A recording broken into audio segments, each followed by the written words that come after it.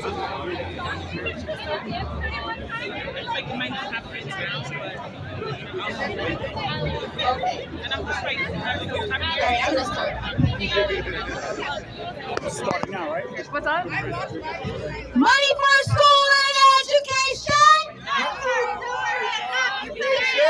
Are you here for this march? Are we here for this march? Are we marching for peace? Are we marching for justice? Are we marching to stop militarism? All right, so say it with me. Money for schools and education. Not for war and occupation. Money for schools and education. Not for war and occupation. Money for jobs and education. Not for war and occupation. All right, you sound good. Give yourselves a round of applause. All right, I'm short, so I'm about to go a step higher. Just Eugene, make sure I don't fall. I got you. All right. It's good to see you all. My name is Claudia de la Cruz. All right. I'm from the People's Forum, just a couple of blocks up, and we will be walking there after the march has concluded. I am so honored and happy to see all these beautiful faces, the faces that are truly representative of this country, the working class, the poor, the dispossessed. And we are here honoring the legacy of Dr. Martin Luther King Jr. Yes. We are here to reclaim his legacy and say no to war, no to escalation. The United States is divided. It continues to be divided into two Americas. And there's this reflection of the division of the world. Those who don't have anything and those who own everything. That's right. The majority do not own anything. While the United States military has $900 billion to spare on war. That's right. That's a shame, right? It is a shame. That's a shame, right? That's right. Well, it's giving $10 billion to the war in Ukraine. Shame. We have millions of people in the United States of America that do not have a place to lay their head. We have millions of people who can't have a decent job. We have teachers, nurses, the working class and the poor going on strike to demand humane working conditions. What moral authority does the United States of America have to go and intervene anywhere in the world? We got enough business to take care of here. And so we're here to say that not only to the folk over here in NYPD, boo, not only to those that are recruiting our people in our communities, the military, but we are appealing like Martin Luther King did once to the consciousness of the working class, to the consciousness of the masses. The majority must not continue to be manipulated by a small minority that puts our young people as cannon fodder for their interests. So we say no to war. What do we say? No! What do we say? No! All right. Don't let me preach too much too hard, Eugene. I have the honor and privilege of co-chairing this amazing rally with my brother and friend, Eugene Perrier. Come here.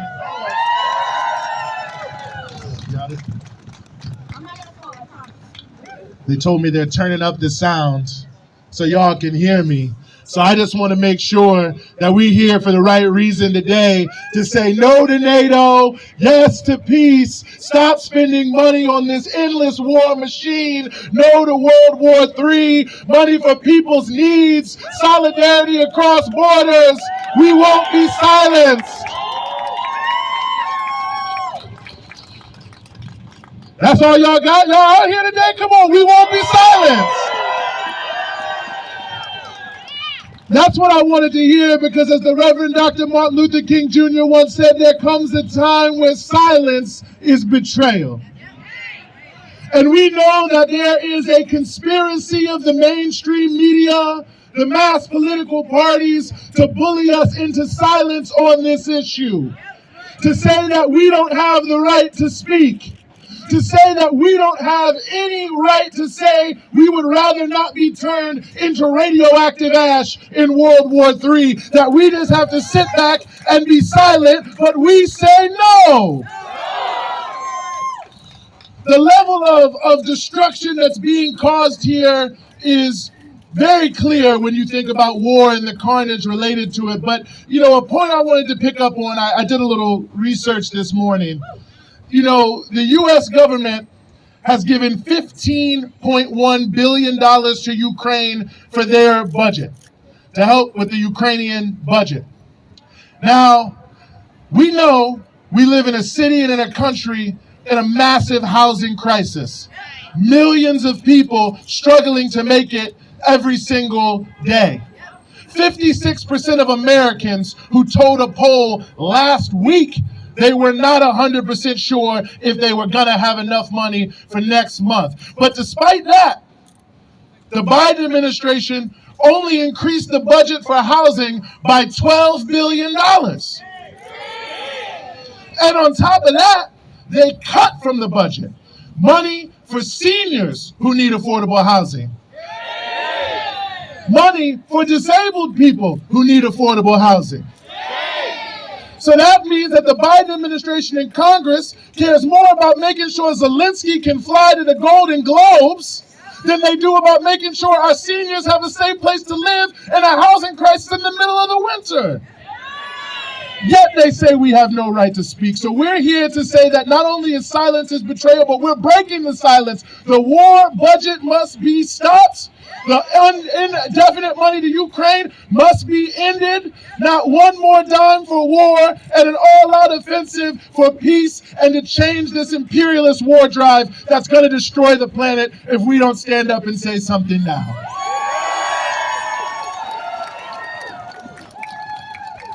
So we're going to have some speakers come, and I want to salute ahead of time everyone who is standing with us today, including you here in the crowd, because you didn't have to be here. You could have been anywhere else but here, and you're certainly not improving your reputation with CNN and the New York Times by being here, so you're not getting famous and you're not getting paid. So I think that we should give ourselves a round of applause for being here when everyone said that we shouldn't. People are here from Boston, from DC, from New Haven, from LA, from Maine, from New York City, from Tampa, Florida. Come on now. Hey, if you came from Tampa to New York to be here today, that means that you know that this is the right side of history. So we're going to get ready to move into this program and hear from some of the speakers who have been standing up from the very beginning and to continue to build this anti-war movement alongside of us. So I'm going to hand it back over to my intrepid co-host, Claudia De La Cruz. Eugene is the expert of using Sunday words on any day of the week. We want to again welcome everyone, especially our next speaker who's coming all the way from Philadelphia. From Philadelphia Liberation Center, we want to welcome Adia. All right. Philly represent. All right, everybody, my name is Adia. I'm from the Philly Liberation Center. I want to talk to y'all a little bit today about NATO. So NATO was something that was born out of the U.S. wanting to block off the Soviet Union, right? It was about being able to, one, be able to have a sort of solid military bloc that could say it wanted to stop the spread of the Soviet Union, but really just wanted to spread U.S. influence, especially as we're starting to get, the EU up and started and really have a hand in European politics. But something that I feel like they didn't quite get, the Soviet Union is not here anymore. So NATO is obsolete. So the Warsaw Pact, which was the Soviet response to NATO, dissolved when the Soviet Union did. And so NATO now is really without function, right? Except to be as something that can unite the United States with the European forces. And so when they no longer have the Soviet bloc, so they turn to Russia. Russia is not the Soviet Union. But they keep talking like that same Cold War rhetoric and it's tired. So it's important for us to realize that NATO is inextricably connected to U.S. imperialism. It is about control of the globe. It is not about whether or not Ukrainians will have peace. It is not about whether or not we were attacked. It was not about any of that stuff. It is about world control. And it has no place in this world. Because how can you say you are an organization uniting around peace when every action you take in Libya, in Yugoslavia, in Serbia, in all over the world leads to death and destruction? When you are impeding peaceful conversations between nations, when you are preventing the stopping of a war that has destroyed millions of lives. People are displaced. People are dead because they wanted to play games, because they wanted to play power games, because they want to keep us on the brink of nuclear war, because those are the stakes. Those are the stakes of keeping NATO around. Those are the stakes of U.S. imperialism, and those are the stakes of the war in the Ukraine. We have been on the edge of nuclear war. And we're not doing the bomb shelters anymore. We're not even acknowledging that. But we, as people, we are out here today in the cold because we have a right to demand peace. We have a right to say that if you're going to use our money, do not use it to destroy lives. Use it to build something. Use it to fix the schools that we have that are crumbling as our children are in unventilated, dilapidated buildings trying to learn from an education system that keeps getting underfunded and undermined. Give us something. We don't need NATO. We don't need a war in the Ukraine. What we need is a dignified life for all human beings on this planet, for people in Ukraine, for people in Iraq, for people in Libya, and for people right here. That is where our resources need to go. And so today, we stand up and we demand peace. And to those who say that they fight wars for peace, we remind you that you cannot be peaceful when you profit off of the tears of mothers and the blood of children. You cannot be peaceful when every action you do is to destroy. We, the people, are the peaceful ones. We know that we are on the right side of history, and we will stand up. We will continue to stand up. Give it up for Dia one more time. They say more war, we say no more. They say more war, we say no more. They say more war, we say no more. They say more war, we say no more. They say more war, we say no more. They say more war, we say no more. They say more war, we say no more. They say more war, we say no more. They say more war, we say no more. They say more war, we say no more. They say more war, we say no more. They say more war. We say no more. Okay, I just had to make sure y'all still out here. Next, I'd like to bring to the stage Sarah Flounders from the United National Anti-War Coalition.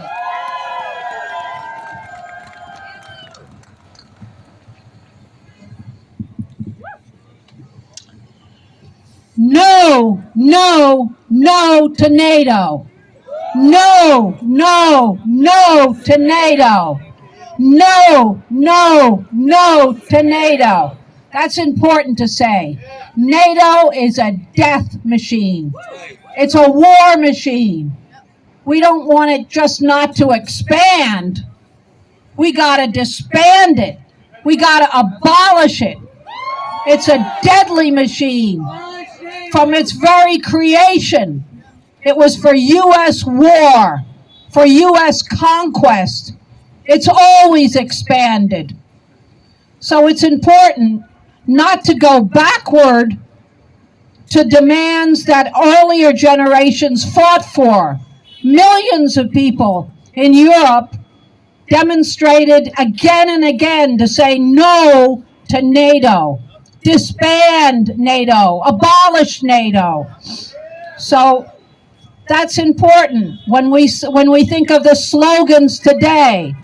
Now, I'm part of the United National Anti-War Coalition, and on the demands of no to NATO and stop U.S. wars, there are demonstrations this week in more than 50 cities across the U.S. That's pretty good. That's pretty good. It means not only here today, but all across the country, people are beginning to mobilize, beginning to speak out at this grand theft. Billions for a new war.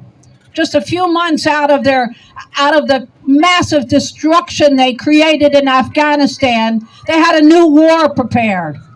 And that war was years in the planning, even long before the 2014 fascist coup. That was a U.S. coup d'etat. And it was for one reason only, to bring in a fascist grouping to threaten Russia, to begin to bomb Russia and the Russian population of Ukraine, to expand NATO. That's what it's always been about. Now they're doing the same thing today against China. That's what the whole struggle in Taiwan, in South Korea, in Japan. Japan has just doubled its military budget. They'll soon be the third largest military power in an alliance with the U.S. for war on China. So we got to be talking about all these U.S. wars because they're at it constantly. They're planning for it. They move the equipment for it. And our unity, standing together, standing in many actions all across the country, working together and pushing the demands as far as we can go. Because these wars come, the Democratic Party, the Republican Party, they're together. There's one war party. It's got two wings, different social bases, but on the war, they will vote together again and again. And it's only people's movements from below, the grassroots movement, that's going to stop them. So, no to NATO, stop all U.S. wars. Thank you.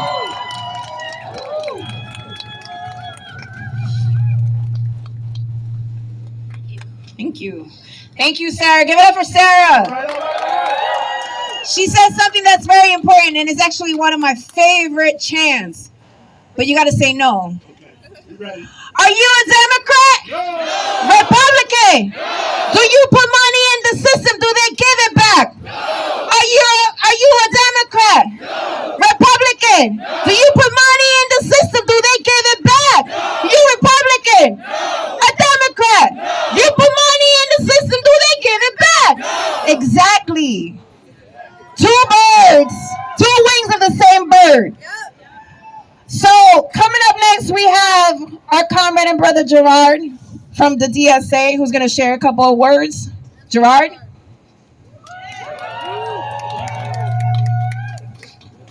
Hello, comrades. Thank you for the opportunity to speak today as we honor Martin Luther King Jr.'s anti-militarist legacy. My name is Gerard. I'm a member of the Democratic Socialists of America, currently on the leadership of the NYC DSA Anti-War Working Group and an organizer with the DSA International Committee.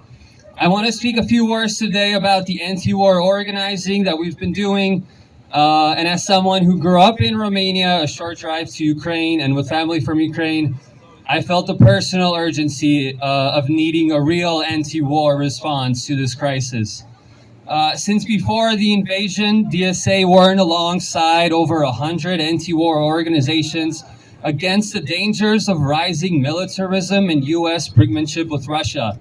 In February, DSA condemned Russia's invasion and stressed the need for a diplomatic solution and ceasefire to de-escalate and resolve the crisis instead of just endless militarism.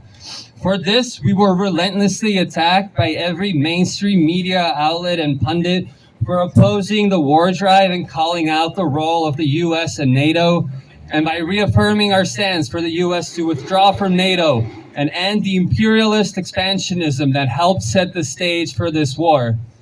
Back then, DSA underscored the need for a global anti-war response, demanding de-escalation, international cooperation, and opposition to sanctions and militarization.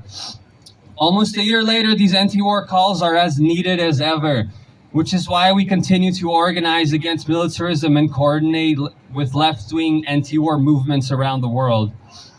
We've seen how these conversations around this war have been weaponized to shut down any dissent. They want to make it seem like anti-war stances across the world are suddenly fringe ideas and that only unquestioning support for endless militarism is acceptable. Last month, Congress passed an omnibus bill with a record high $860 billion military budget, an $80 billion increase from last year, as well as $47 billion in new funds for the war in Ukraine, putting total U.S. spending for the war at over $115 billion. Over $80 billion of that for military spending, making this the largest single-year military spending increase in history. And they want you to think it's treasonous to speak out against it in any way. While the U.S. pours over $1 trillion per year into war and military, living conditions for working class people here deteriorate as they faced high costs of living, healthcare precarity, stagnating wages, police and carceral brutality, and the largest decline in life expectancy in U.S. history. Almost a year after the invasion, people in Ukraine are faced with devastating harm from the war, as well as attacks on their labor and political rights from their own government, and the grim prospects of the coming neoliberal reconstruction schemes. I was in Romania in September and saw the economic impacts outside Ukraine as people in the region and across the world are faced with serious cost of living crisis, severely exacerbated by the war. The conversations I had there were understanding of the need to de-escalate this conflict and avoid a prolonged and expanded war. The people in Ukraine and the war-torn regions also agree on this need for negotiations. As the U.S. is increasing the extent of weapon systems it's delivering to Ukraine, including Patriot missiles and tanks, we are continually faced with the possibility of escalation towards a more devastating war and even nuclear catastrophe. It's crucial for us in the U.S. to speak against militarism, to highlight these roles of the U.S. and NATO that they have played in the conflict, and stress the need for a serious diplomatic efforts to avert catastrophe. If the U.S. wanted, it could negotiate with Russia around its own massive military presence in Europe, such as the new major U.S. military base being built in Poland, 100 miles from Russia's border, able to deploy nuclear missiles, large-scale military deployment and exercises across the continent, and major upgrading of the U.S. nuclear arsenal in Europe. However, we know it benefits U.S. interests to keep this war going, so instead we must organize working-class people to speak out. To build towards a mass socialist anti-war movement, we must all be involved. So I hope you might join us to continue this work, and I thank you all for being here on this cold day. You can find more resources in our organizing at dsaic.org/Ukraine. Thank you all. Give it up for Gerard one more time. They say more war. We say no more. We have to keep saying no more, because the reality is, and I appreciate Gerard for laying this out, and Sarah as well, we live in a bipartisan war state. the reality is they may criticize one another. You have Marjorie Taylor Greene trying to act like she's saying something about Ukraine, but she says, don't send the money over there, send it to the southern border and kill those people. You know, shameful. And it's obviously not truly anti-war or truly trying to help the people. Listen, some Democrats criticize Republicans, some Republicans criticize Democrats about this war, about that war, but at the end of the day, they all are loading up for the wars they want to see. That's why they need $800 billion. That's why they're in Congress right now saying that they are going to cut hundreds of billions of dollars from next year's budget purely from social programs. So let's just translate that. Anything that actually helps the working class. But they won't cut 1 cent, one dime of military spending. In fact, they said they have to increase it at least 6% because of inflation. Now, it's a whole lot of people who hope their wages would increase 6% because of inflation, but that did not happen. There were a whole lot of people who were hoping there was going to be another check, more rental assistance, that the utilities wouldn't be cut off, but that's not going to happen. But the Pentagon war machine, half of the stuff they pay for, it doesn't even work. The F-35, tens of billions of dollars, doesn't even work. They can't even use it.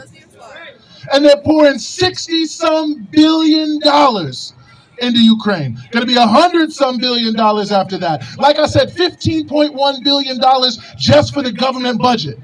$9.7 billion just for the U.S. troops to go, move around in Germany.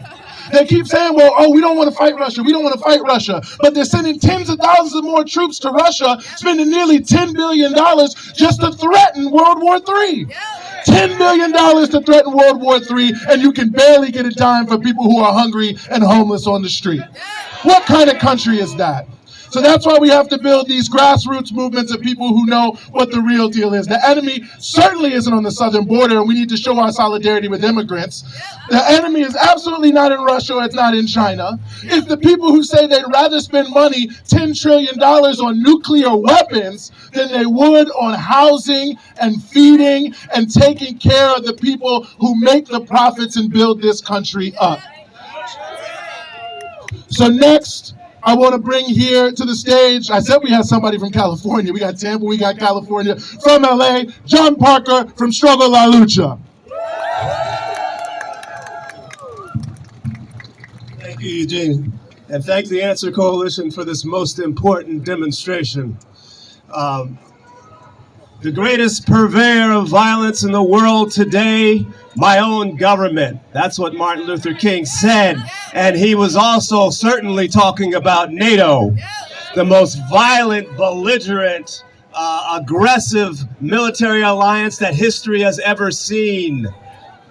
So Russia is not our enemy. China is not our enemy. Our enemy is U.S. imperialism and its attack dog, NATO. And it's time that we put that rabid dog down. Abolish NATO now. But they tell us we're all crazy. The New York Times tells us we're crazy. Well, you know what the New York Times also did in 1915? They say they pushed a war by using the Lusitania incident. In 1964, they pushed a war by using the Gulf of Tonkin incident. And then they pushed a war of weapons of mass destruction. And for that one, they apologized. They said, well, I'm sorry, we had the wrong information. We didn't verify it. Meanwhile, 500,000 children died from that war. And we're not going to let that happen again. Because we can't trust their source. That's why my party, the Socialist Unity Party, sent me to Ukraine. I was in Ukraine in May. And we had to see for ourselves what the hell is going on. And I can tell you beyond a shadow of a doubt that the Ukrainian military not only is attacking civilians, but especially in the Donbass region, their military is led by Nazi forces, the Azov Battalion, IDARS, Vovota, SUB, you name it. And they've received billions and billions of dollars in training since 2014 coup that the U.S. orchestrated. And they use that money for social media. They use that money to go to alienated youth.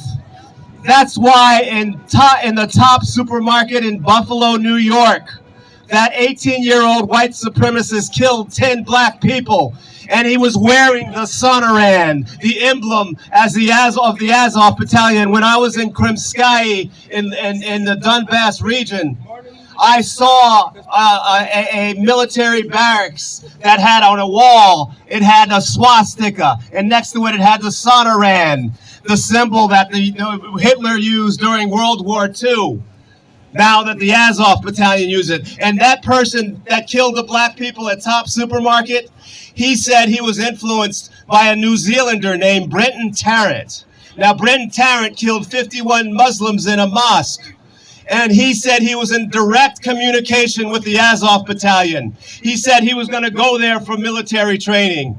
And you know, in 2019, Time magazine had an expose. They interviewed a former FBI agent who said that he admitted that 17,000 white supremacists have gone through Ukraine for military training. That's what we're dealing with. They're trying to build fascism. And we got to say no. That's what this war is about. We got to say no to this U.S. imperialist wars. We have to say, I'm from L.A., and already the pigs have killed 3 people, 2 black people and 1 Latinx person. They've already done that from the beginning of the year. This is only almost 2 weeks. They've already killed 3 of us. That's what, and we know the fascists are in the police departments. So we're not going to support a war that's building fascism. We're not going to support a war that's pushing towards World War III. And let me tell you something. They tell us that you don't have any power. But let me give you an example. You know, there was a horrible racist anti-immigrant bill in that they were pushing, the Sensenbrenner bill, H.R. 4438. And the immigrant community, they didn't decide to try to elect somebody or try to go through the process of the league. They organized themselves, and they came out on May 1st, 1 million strong, and they didn't go to work. And because they didn't go to work, and denied their labor, billions and billions of dollars of profit were gone. And then that reverberated around the whole country, so the corporations lost billions of dollars. And guess where that bill went? That bill just disappeared. Because we have the power. We have the power to not only move mountains, we can obliterate mountains. Thank you so much for doing this action. We're going to keep strong, and we're going to keep fighting.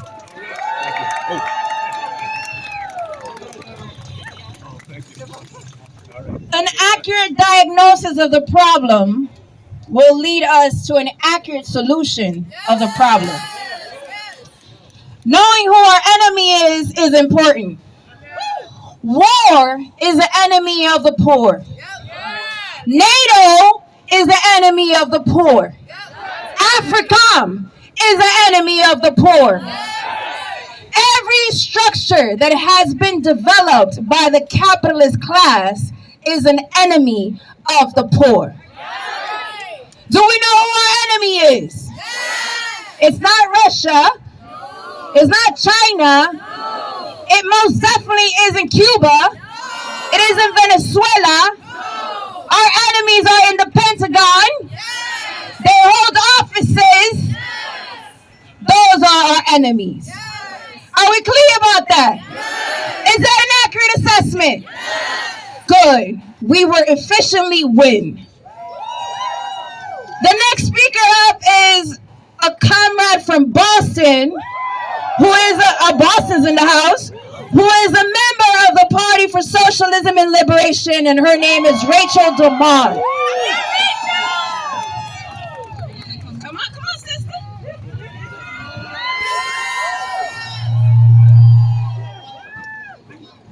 What is peace? Peace is the right to live our lives with universal access to the resources that we need. It's the right to housing, to health care, to education, to tranquility, to live and to thrive. Peace is the right to live without fear. It's the right to move about our lives and our communities safely. It's the right to know that when we need help, we can get it, right? Isn't that what peace is? This country doesn't know peace. This country doesn't know justice. I mean, how could it? When it spends more money on military and weapons than it does basic social services. When children and elders sleep on the streets while the richest handful only continue to get richer. When it arms its officers with military-grade weapons who roam our hoods and shoot to kill with impunity. So my name is Rachel. I'm an organizer with the Party for Socialism and Liberation. I traveled here from Boston with my comrades to be here and honor, right, the legendary Martin Luther King Jr.'s legacy against poverty, racism, and militarism. Because only when understanding the connection between these three giant evil triplets can we understand the fight for a new society. We're all here to oppose war abroad, right? Yes. But we're also here to oppose war right here at home. Yes. Just 4 days into the new year in Cambridge, Massachusetts, the Cambridge Police Department took the life of 20-year-old Bangladeshi student Arif Saeed Faisal. And while the city and the media scurry, to paint a picture that will only serve to justify the horrific turn of events that resulted in the end of Faisal's young life, there are a few things we know to be true. The city and the police department will do everything that it can to protect its own. They always do, right? We still do not even know the name of the officer that murdered our community member in broad daylight. 2, this was an instance of racist police terror. And that is the systemic reality of policing in this country, right? There's no other way to put it.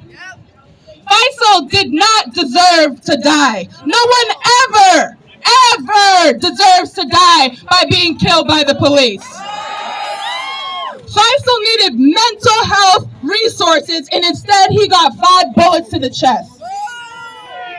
And we won't give up, right? We will continue to stay in the streets. We will continue to raise our voices, and we will continue to demand justice for Faisal. The existence of the rich in this country implies the existence of the poor, right? And I'll tell you all one thing, none of us here are part of the rich. We are the working class. We work to survive. And under the pattern of economic exploitation under which all of us are suffering, built on the foundation of white supremacy, it is the police and the courts that act as the enforcers of this system. And under this system, we will continue to see Arif Saeed Faisals in Boston, Keenan Andersons in Los Angeles, and Breonna Taylors in Louisville. We will continue to see more and more resources allocated towards war and militarism, both at home and abroad, as more and more people grow poorer and more desperate, right? And under this system, we will never see justice. So in the words of Martin Luther King Jr., in this country, we need a radical revolution of values. But not just that, not just a radical revolution of values. We need a revolution of power. We need a revolution of justice. And the only way we will ever see that is if we come together, right? And we recognize that only when we come together can we achieve this peace that we deserve. So I want to end us with a chant. When I'm going to say justice, and y'all are going to say for Faisal, because his family is grieving in Boston, and they need to know that we're out here with them in the fight to demand justice for Faisal, right? Justice! For Faisal! Justice! For Faisal! Justice! For Faisal! Justice! For Faisal! No justice! No peace! No justice! No peace! No justice! No peace! No justice! No peace! Thank you. Give it up one more time for Rachel. Give it up one more time for yourselves. People who have come from all corners of the country to be here and to stand here to say no to NATO, yes to peace, stop the endless war machine, and no to World War III. And I'm not going to go in too long, but we have to remember that the same Biden administration sent $30 billion extra dollars to the police around the country this year. They said they want to put 100,000 more cops on the street. All they can think of is war and occupation. The only way they can think of to intervene in any way is to put a gun in someone's hand and a target on somebody's back. These people are murderous thugs who have no interest for the masses of people in this country whatsoever, and we cannot forget the connection between the war abroad and the war at home. And that's why we say money for jobs and education, not for war and occupation, and no to the NATO war machine. You know, the Ukrainian defense minister said on TV the other day that he was fighting for us. Well, not us, but for NATO. But they want you to think that we are NATO. They want you to identify your interests with the interests of the 0.1% that control the government. Let's be honest. If we stop anybody on the street right now and say this big money control politics, everybody's going to say yes. Am I wrong? So you got a handful of people who control the whole system and the whole setup, who put hundreds of billions, really trillions of dollars behind a war machine abroad and at home, and they try to trick you by saying, well, we're doing it in your name. Well, if you're doing it in our name, then we're here to stand up and say, no, not anymore. Not today, not tomorrow, and not ever. We will not stand for this endless war machine. So I'm very honored to bring up next to speak to you Margaret Kimberly from the Black Alliance for Peace. Give it up for Margaret!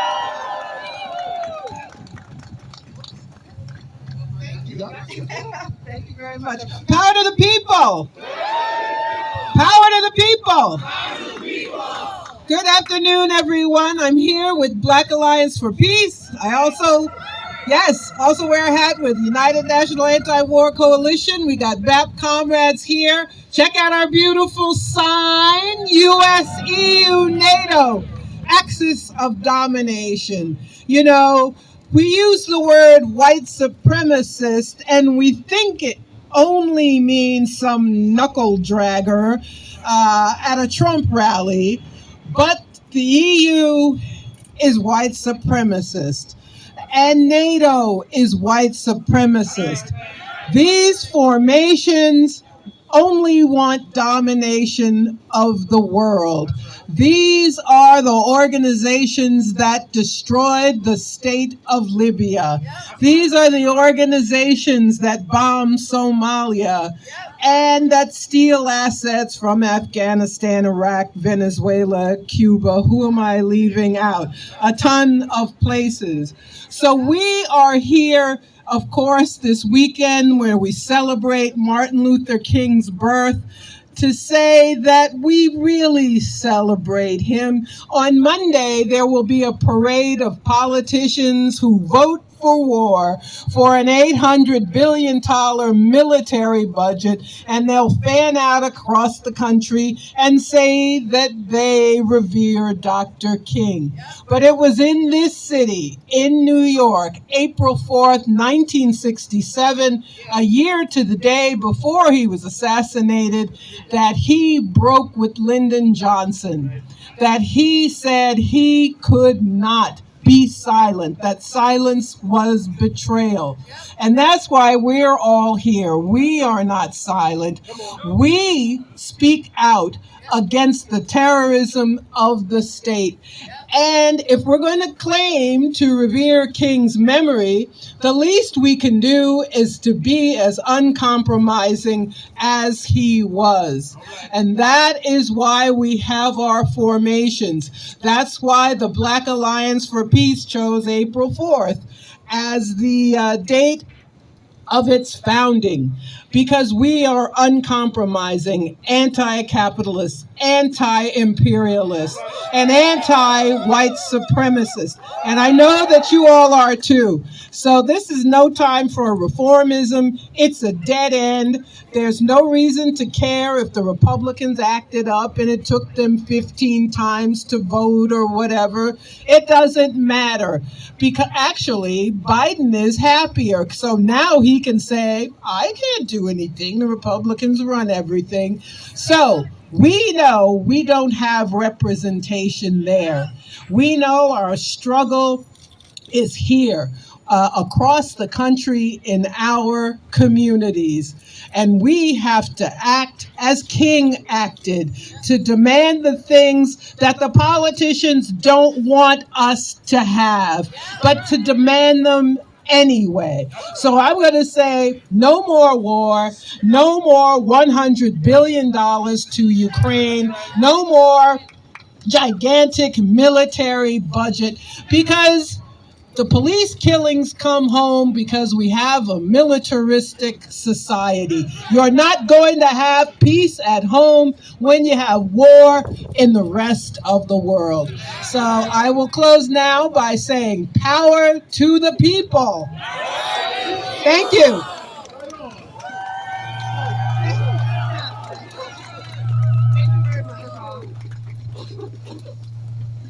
All right, y'all. When I say people, you say power. People, power. People, power. People, power. People, power. That's right. We got the power. There's what I see all the Palestinian flags in the back. If there's one thing we know is that the ruling class is clear about their unity.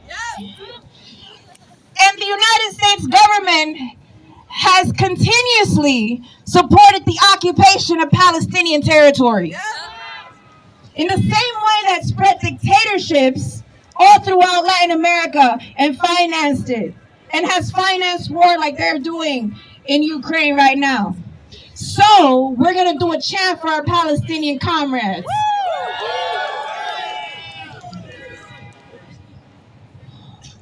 From the mountains to the sea, Palestine will be free. From the mountains to the sea, Palestine will be free. From the mountains to the sea, Palestine will be free. Long live Palestine! Long live Palestine! Free, free Palestine! Free, free Palestine!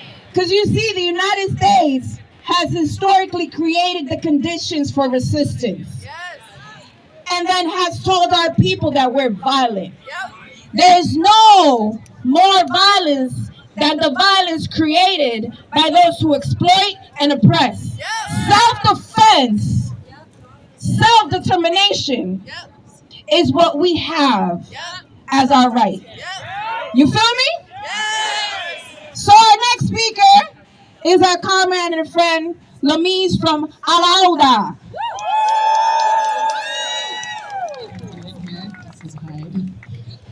Greetings, and thank you so much for being out here today. We begin by saluting first and foremost our fallen Black liberation leaders, those who languish in U.S. prisons for fighting against the Black oppression, those who are still prisoners of war. We salute Martin Luther King and Malcolm X, and Sundiata Acoli and Fred Hampton, and all Black liberation activists. And we raise our voices for Black liberation, and we demand reparations now. We are honored to be here with you, and we stand first and foremost in gratitude, because we know that without the sacrifice, the sweat, the blood, and the tears of Black liberation activists, Palestinians, Arabs, Muslims, Christian, and all oppressed people would not have the privilege and the ability to be here out in these streets, mobilizing for liberation in the communities and in the courtrooms. And so we also understand that we are tethered to all those who call for the liberation of all oppressed people, the liberation of the working class people, and an end to global militarization and war. And there is no organic a place and no better a home for the Palestinian people than among you, among the struggle for Black liberation, among the struggle against war, because we are materially tied to each other. And it is no exaggeration when we say that the liberation of the Palestinian people, that the struggle for the liberation of Palestine is central to global peace and an end to global militarization.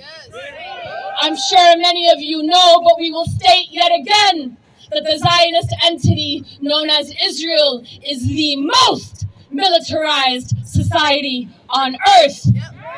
It is their primary export from right here to the streets of New York, where they have protected and resurrected in the past few years COINTELPRO, where their brutal violence is trained to police forces across the U.S., where we saw hundreds of troops lined on the borders of Venezuela ready to export their fascist tactics, when we saw in El Salvador Zionist forces training and building weapons that ended up murdering tens of thousands of oppressed El Salvadorians, in South Africa as they gave nuclear weapons and shelter and money to the oppressive apartheid regime, and then gave asylum to the worst offenders of anti-Black violence in South Africa.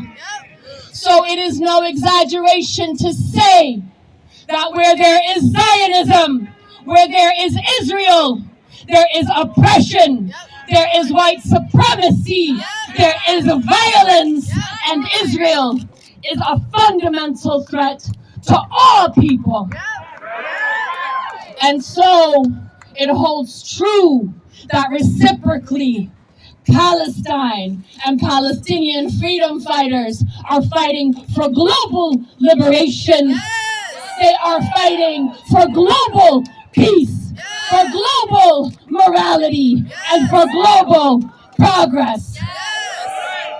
And so the chant of Palestine will be free from the river to the sea. The chant for one liberated Palestine through all occupied and colonized lands is the rallying call for global liberation. Because Israel is not simply the exporter of global violence and a key cog in global militarization, but it is a safe haven. It is a womb reproducing all of that from which the world suffers. And so we take this moment in this honestly, and we must admit, very difficult, painful time in Palestine, when Palestinians are literally being suffocated and murdered in silence. This period of global struggle, and we are tethered to you materially, where people are tired and fatigued, and we ask you to honor our brothers and sisters who are being murdered just this morning and yesterday and tortured in Zionist dungeons, and we ask you to raise your fists and honor Palestinian freedom fighters. Long live the Palestinian resistance! Long live the Palestinian resistance! Long live the Palestinian resistance! And we ask you, because we understand that for everybody individually and collectively, these are challenging times. But because we know that materially, politically, and ideologically, there will be no global peace without Palestinian liberation, that you dig deeper, that you raise the Palestinian flag higher when it is banned inside of Palestine now, and that you raise your voices wherever they may be to demand the dismantlement of apartheid for genocide in Palestine, the dismantlement of all forces of colonization which threaten the world, that you also demand a blockade and a sanction against the Zionist entity, that you demand that all Palestinian freedom fighters in Zionist dungeons are liberated, that you demand the liberation of Palestine from the river to the sea. And we know that though these are absolutely trying times for all of us, that you remember that individually and collectively you are powerful.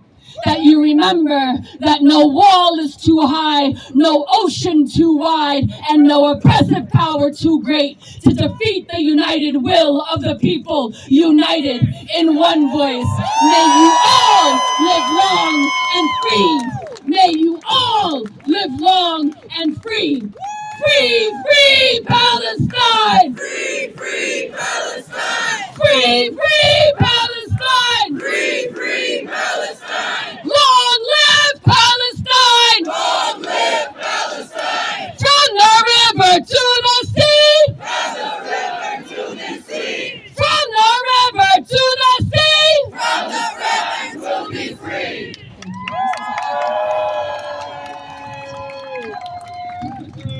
Give it up one more time. Free, free Palestine. Free, free Palestine! Free, free Palestine. Free, free Palestine! You know, that chant, I just want to say, has been reverberating around the world today. And I think it's important that we remember here in the spirit of Martin Luther King, other freedom fighters. And for those of you who are soccer football fans, you know today was the start of the African Championship in Algeria.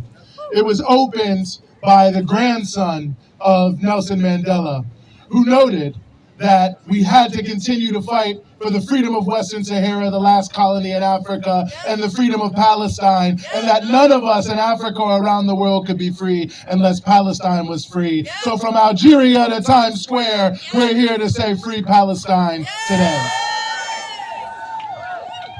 And I think it's important to recognize that because we're constantly told this, that, and the third about who is supporting what vis-a-vis Ukraine. Well, the important thing you need to note is that our slogan here today, No to NATO and Yes to Peace, is agreed to by essentially every other person around the world. No country really outside of the US, Europe, and Japan is agreeing to cooperate with the sanctions on Russia. Almost every African nation has voted against or abstained in every vote in the United Nations designed to condemn Russia. Now, if basically all the people in Latin America, Africa, and Asia are saying this is a terrible idea, NATO is responsible, or at least as responsible for this conflict, and it has to end now, I would say we're in some pretty good company. So when they tell you that you're isolated, tell them that you can't be isolated because the people of the world stand behind you. In South Africa, they agree with you. In Brazil, they agree with you. In Sudan, they agree with you. In India, in Bangladesh, in China, everywhere. You aren't isolated. We aren't isolated. We stand with the billions of people who make up the majority of this planet.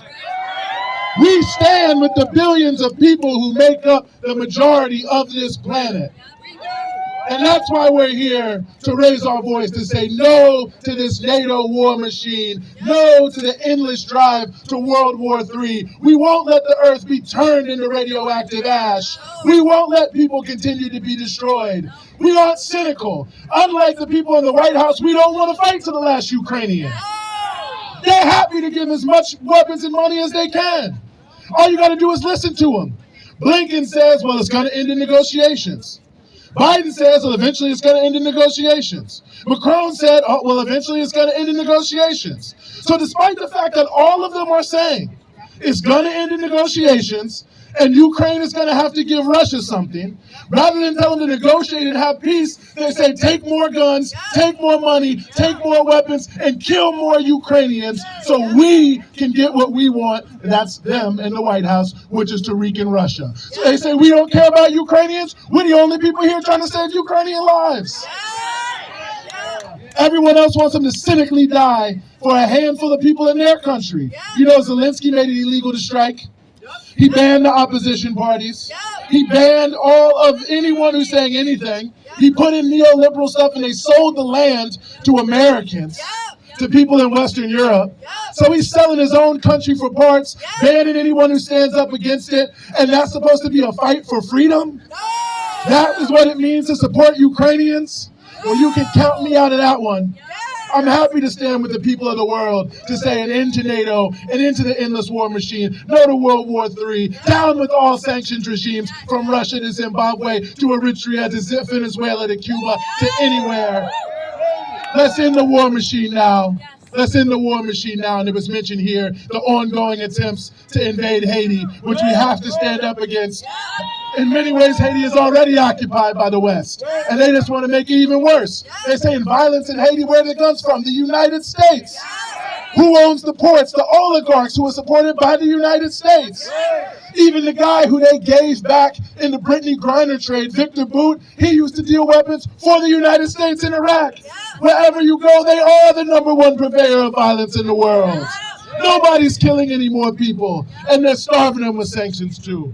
Now, like I said, we're from all parts of the country here, probably all parts of the world, but also all parts of New York City. Next, I want to bring up my man Claude. You ready? From the Bronx Anti-War Coalition, give it up for the BX.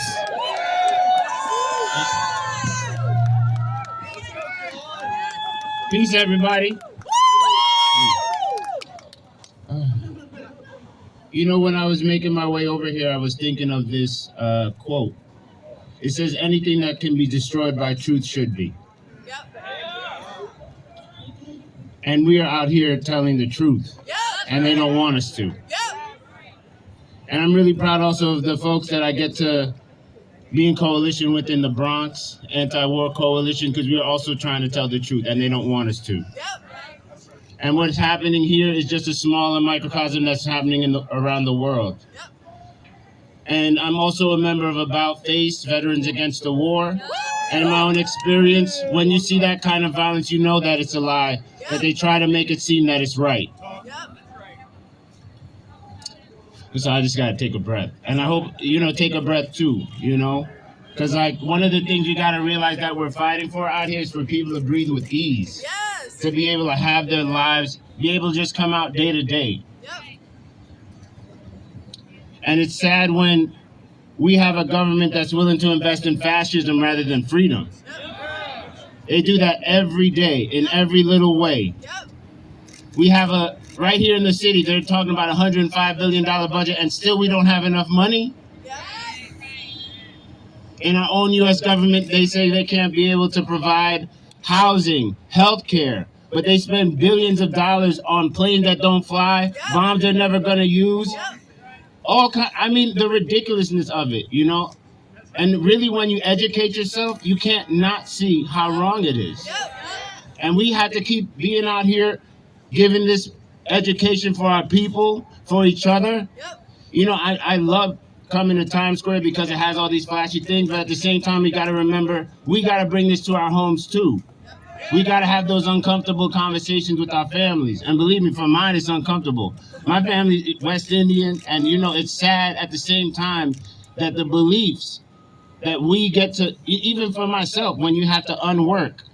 When I came home, had to really understand, why did I feel so bad? Why did I think that what I was being told, thank you for your service, but I didn't like hearing those words? Who did I serve? What did it do? What did it actually, was it in service to? This is the service I'm most proud of.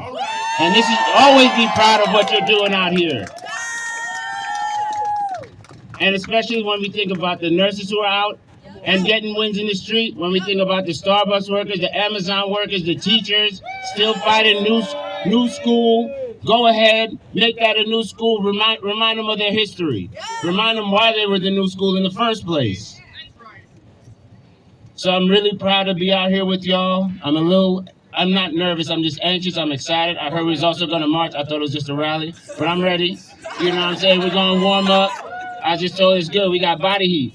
So Stay out here. If you see somebody else looking, tell them to come with us. That's what we always do. We got to keep pulling our people out here with us too. And just remember, as long as we are out here doing and showing up, we will always be on the road to victory to win, because that's why we're marching, because we keep moving forward. We're always moving forward. And I believe, and actually if you can say it with me, I believe that we will win.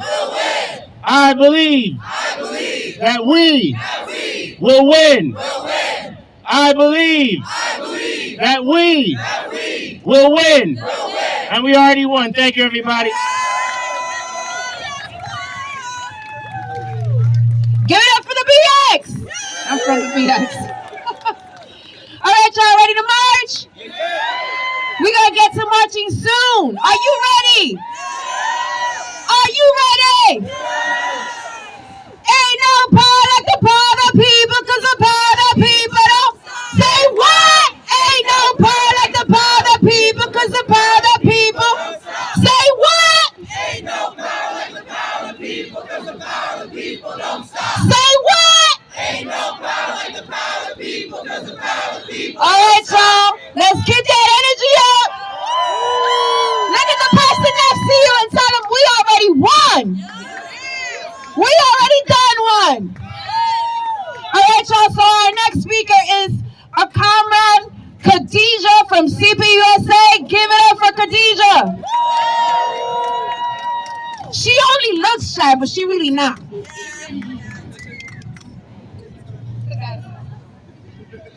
Hello, everybody.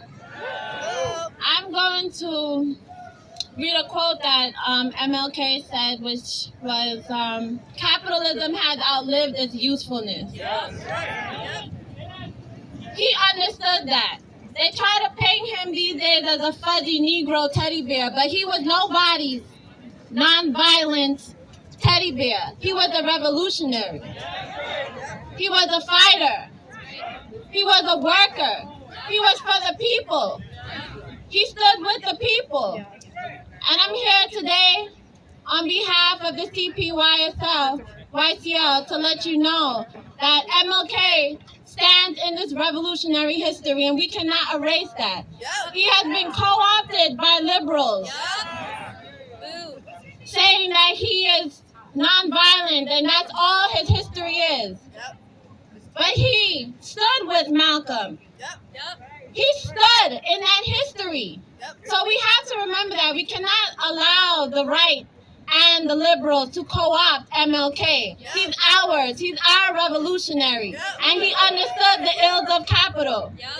He lived in the ills of capital. Every chance that he had, he spoke to that. And he understood that, and he let everyone know that it was around him, that capitalism has outlived its usefulness. And we need to understand that capital is not going to save us. We only have to save ourselves. So today, I'm here to just let you know that MLK is a revolutionary. It's freezing, and what is going to happen with the heat these days, we don't know. Because Ukraine, Biden, and the rest of these people, they are letting people freeze to death all over this country and abroad because they don't care. We need to save ourselves and we need to save our people. They don't give a damn about the people of Ukraine. They don't give a damn about all these other wars that they're starting all over the country, all over the world. In Africa, wars that people have forgotten about and that people don't talk about. Talk about those wars before you want to talk about Ukraine. So let's answer that and let's speak to that. Let's hold the Biden administration accountable. They are not useful. Let's hold the right accountable. That's right. Let's stand in the history of Harry Haywood, and let's stand in the history of MLK, because he's a revolutionary. And I'm here to say, not the fucking day.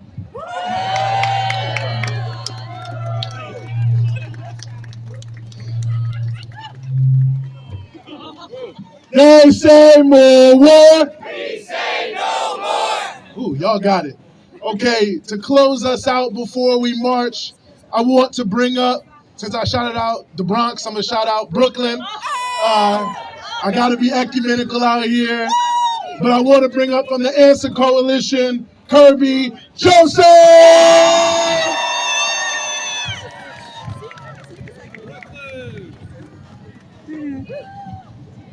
Can we move in a little closer?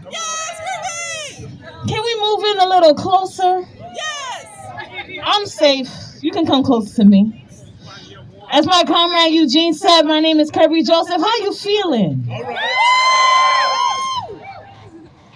How are you feeling? Is the cold holding you back? Is the cold holding you back? Because they were pressing us, so I know the cold can't hold us back.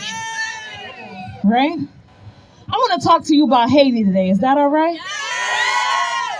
I want to talk to you about Haiti today. Is that all right? So I want y'all to listen to me. I don't want y'all to listen to any hecklers on the side. I don't want y'all to listen to any trolls in the crowd. I want you to listen to me. Can we do that? So I want to talk to you about Haiti. Say it with me. Haiti. Say it. Say it again. Haiti. Okay. There was a revolution that was led by African slaves that started on August 21st, 1791. The original Black August. Uh-oh. The first Black nation in the Western Hemisphere succeeded in liberating itself on January 1st, 1804. Is that true? Is that true? The Haitian revolutionary process was looked at as a fluke, as a joke, as something that couldn't be paid attention to. And yet they oust the French colonial power out of their country. But family, comrades, can I call you that? Yes. Are we family? Yes. We're shivering in the cold together. We're family, right? Can we do that?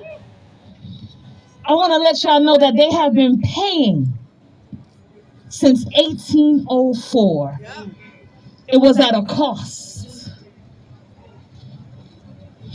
Haiti has been paying politically, financially, and culturally because they dared to struggle and they dared to win. They have been paying. Can I give you a little bit of history? Okay. At the age of 71, Frederick Douglass was made the ambassador of Haiti. Oh, I don't know if y'all knew that. By the U.S. administration of Benjamin Harrison. When Frederick Douglass was asked to give a report back, what do you see in Haiti? What's going on? What are they doing? He said, Haiti is Black. And we have not forgiven her for being Black. And we have not forgiven her for being free. Yes, Haiti has not been forgiven for being free.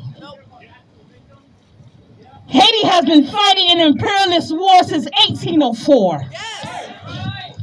Since the second that the French stole from its treasury, took its docks, and put sanctions on the country.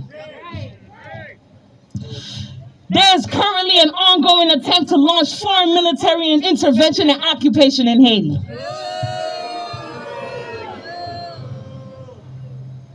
For the past 40 years, Haiti has seen 2 coups, 3 dictators, 2 foreign military occupations, multiple death squads, 4 fake-ass elections, 1 presidential assassination, and a range of exploitative trade deals.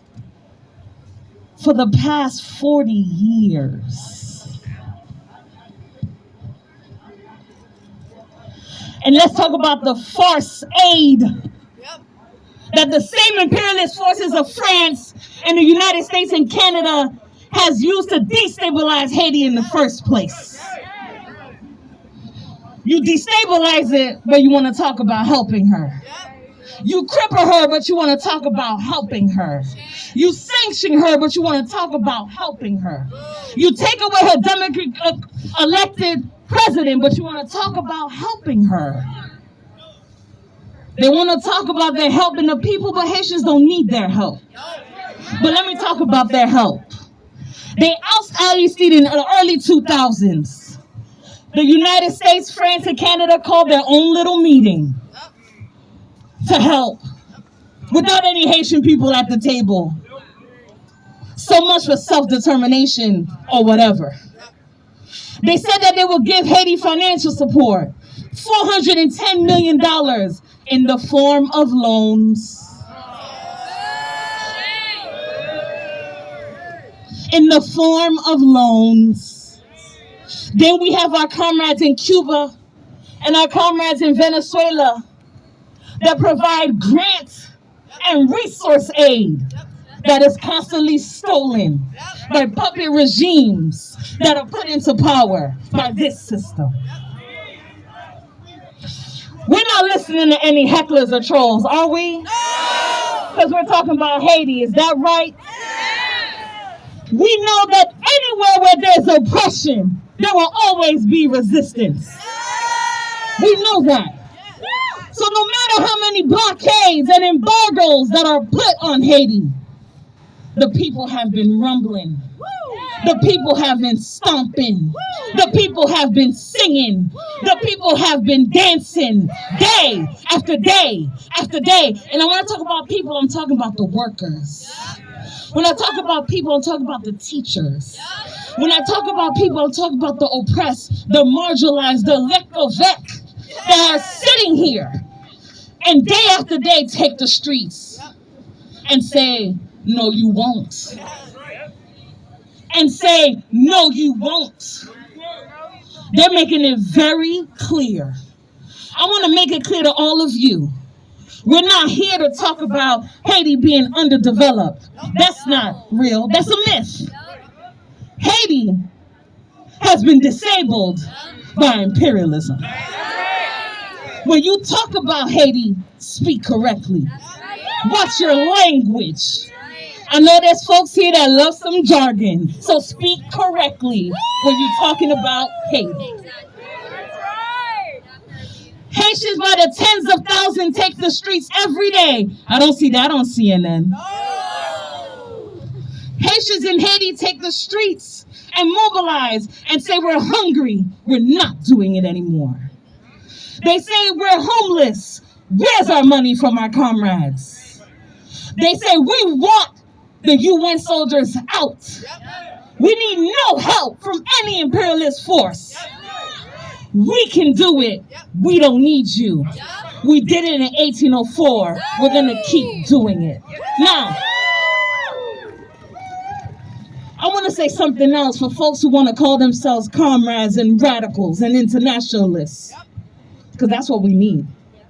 Haitians don't need your pity either. We don't need your prayers. We need your struggle.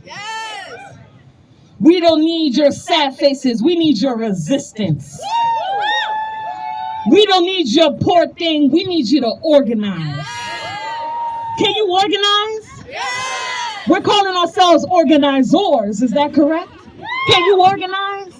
That's what Haitians need. That's what Haitians need. True solidarity. Can we do that? True internationalism. Can we do that? Can we do that? Because war here is war abroad. Isn't that right? Whether there's soldiers being overtly violent or not. Is that right? Haitians need the war machine and capitalism to be destroyed here. You want to help Haiti? Disable capitalism. You want to fight Haiti? Abolish the Supreme Court. You want to stand for the Haitian people? Break our chains here. Are we chain breakers? Are you a train breaker? I don't want to talk to no line crossers. If you're crossing lines, don't chant. Are you a chain breaker? Are you a warrior for the world? Are we not citizens of the world? I want to give you some more history. Who know who Simon Bolivar was? Do we really know? You know. You know who I'm talking about. Did you know that he had to go to Haitian militants during the Haitian Revolution and demand supplies so he can reach out to his people? Do y'all know that? To spread internationalism all over Latin America? Did y'all know that? That is the history of Haiti. That is the internationalism of Haiti. So when we're talking about Haiti, we're talking about comrades that have solidarity for us. So we have to have solidarity for them. Now, can I tell y'all a little proverb in Creole? I don't need you to repeat it. Don't try. Don't need that. There's a proverb that says, "Yon doit pas ka manger gumbo." One finger can't eat okra. But a hand that makes a fist can make change and break down any wall anywhere. Put your hands up. A hand that makes a fist can break any wall anywhere. Can break any system of oppression anywhere. Can unite any struggle anywhere. Where your fist at? Put your fist up. We have a fist up for every struggle. We have a fist up for everyone here. We have a fist up for Haiti because we know that nation dedicated themselves to us. Now we got to dedicate ourselves to them. If you are talking about the anti-war struggle, Haiti must be in your conversation. If you are talking about the Black liberation struggle, Haiti must be in your conversation. If you are talking about the Black radical feminist tradition, Haiti must be in your conversation. Because when we marched, Haiti thought of all of you. We are our ancestors' wildest dreams realized. And only through struggle will we make all their dreams come true.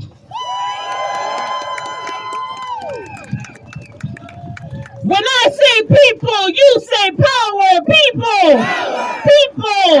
When I say people, you say power. People. People. People. People. People. People. The people. People. The people. People. Long live Haiti. Long live struggle. Long live resistance. Thank you. Y'all ready to march? Oh, y'all not ready. Y'all ready to march? Y'all definitely not ready. We might as well go home. Y'all ready to march? Okay. Head in this direction behind that banner, and we're going to take the streets. No to NATO. Yes to peace. No to World War III.